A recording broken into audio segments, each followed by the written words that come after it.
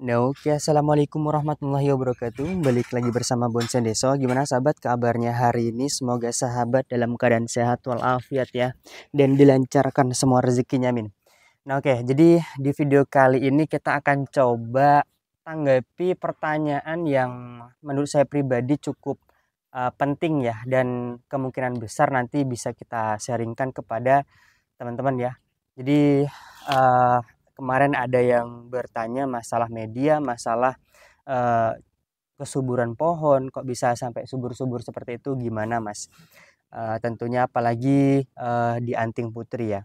Nah, ini banyak sekali, jadi saya rangkum ya teman-teman. Jadi ada 3 hal yang cukup lumayan penting ya, penting sekali ya, bukan lumayan lagi ya. Jadi 3 hal penting eh, untuk menjaga kesuburan pohon yang kita rawat ya, apalagi yang sudah dimasukkan pot-pot ya teman-teman. Kalau dia di ground itu nanti berbeda, nanti akan kita buatkan videonya tersendiri ya. Nah, jadi kemarin ada yang sharing ke saya, Mas, tips media perawatan itu bagaimana sih Mas, supaya dia subur terus, itu tipsnya apa aja. Oke, kita ngopi sebentar ya teman-teman. Alhamdulillahirrahmanirrahim. Oke, jadi 3 hal penting yang menurut saya pribadi yang harus teman-teman pahami. Yang pertama itu jenis ID yang teman-teman rawat.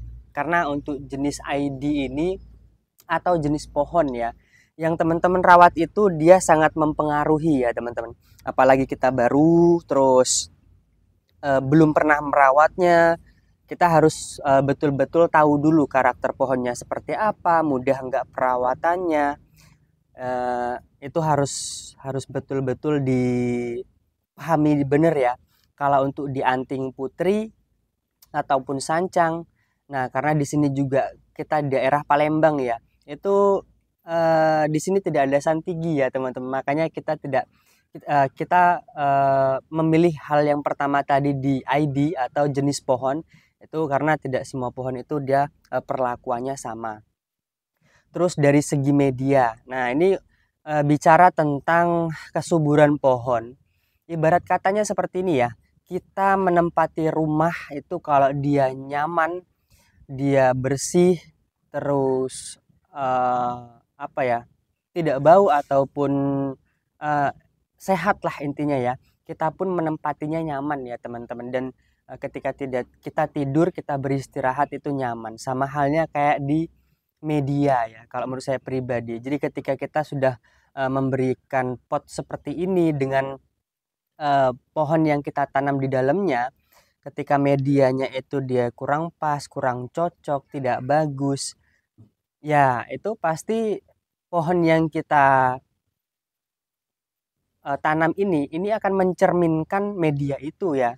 Nah, jadi solusinya seperti apa?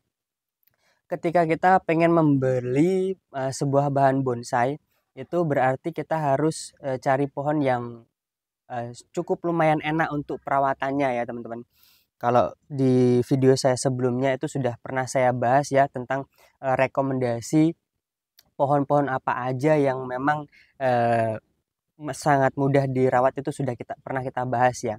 Terus untuk yang selanjutnya tadi ya, kita lanjutkan untuk masalah media ini. Yang penting kalau untuk media ini disesuaikan saja ya, karena di daerah Palembang, khususnya di daerah tempat saya ini ya, untuk pasir Malang ini satu sak ya, satu sak yang kemasan seperti ini ya teman-teman, itu kemasan kurang lebih sekitar 10 kilo.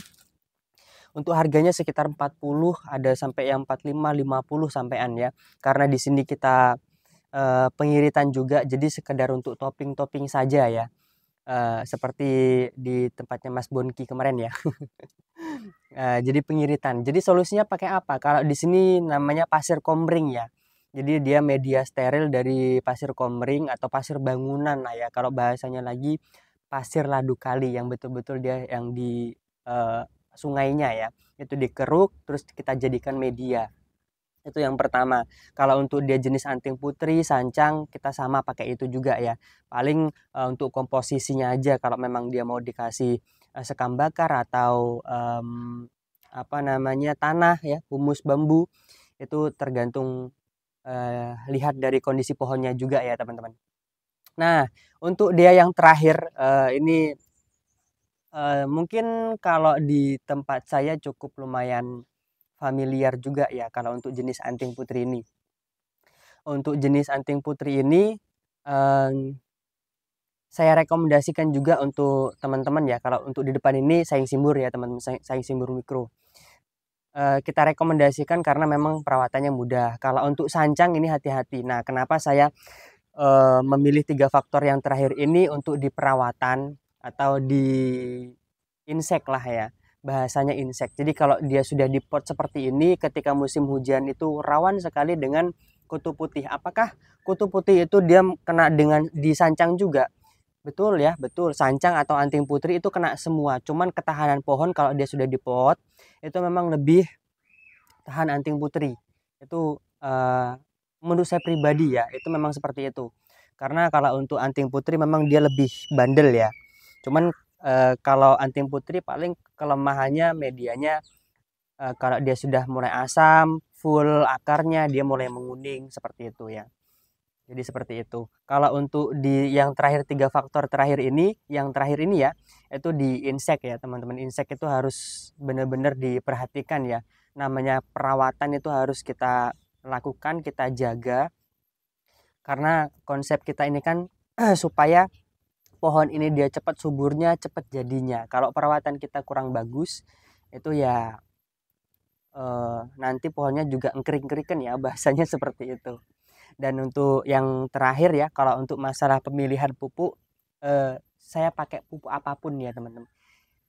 Kita tidak memberatkan atau bagaimanapun. Jujur dari awal channel ini di apa ya dikumandangkan ya wis bahasanya. Sebentar ya teman-teman.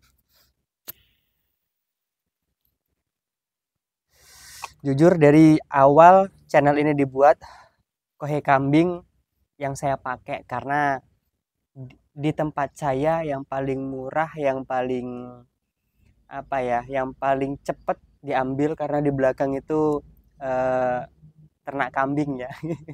Itu ya kita kohe kambing. Cuman kohe kambingnya itu difermentasi dulu ya. Untuk caranya belum belum saya buat-buatkan ya sampai sekarang. Kita spillkan di sini ya. Jadi untuk caranya itu kohe kambingnya masih baru atau yang sudah lama terserah bebas. Teman-teman fermentasi menggunakan seperti biasa IM4 apa atau dekomposer yang lainnya bebas. Yang penting ada dekomposernya, terus molase ya untuk sebagai makanannya, terus yang ketiga ini yang paling penting yang jarang dibahas dengan orang ya, yaitu kita pakai apa namanya untuk ya Allah sampai lupa kan aku, kapur dolomit ya teman-teman. Kita pakai kapur dolomit. Jadi supaya kenapa? Supaya ketika fermentasi itu terjadi, terus kohe kambing itu dia sudah matang, dia tidak bersifat asam. Jadi seperti itu. Oh, jadi seperti itu ya. Terus apalagi ya? Yang penting kalau untuk pupuk bebas ya. Mau pakai kohe sapi, kohe kambing, kotoran ayam, yang penting difermentasi semua. Kalau untuk jenis kohe-kohean, kalau pengen simple ya pakai NPK Mutiara atau Osmokot atau Dekastar ya. Terus atau SPK boleh atau Anderson juga boleh. Disesuaikan dengan daerahnya masing-masing aja. Apalagi sekarang dipermudah sudah ada online, jadi teman-teman langsung bisa klik aja ya. Kalau untuk nanti misalkan ada yang butuh pupuk-pupuk, nanti coba saya cantumin di bawah ya di deskripsi. Pupuk untuk catok juga kemarin ada yang bertanya seperti itu. Catok kita pakai Ryuga yang karbon ya. Kita pakai yang karbon karena lebih murah ya, harganya 300-an.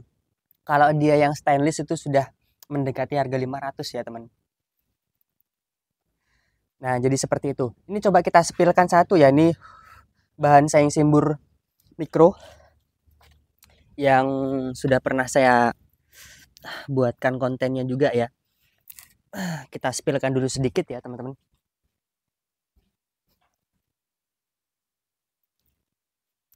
Kelihatan nggak? Semoga aja kelihatan ya. Nah Misalkan teman-teman mau nyari bahan-bahan bogelan seperti ini, boleh langsung japri ya. Untuk bahannya masih cukup lumayan banyak, pilihannya ya maksudnya. Tuh. Atau mau yang waru juga ada, waru jumbo. Ini kimeng yang kemarin kita proses ya.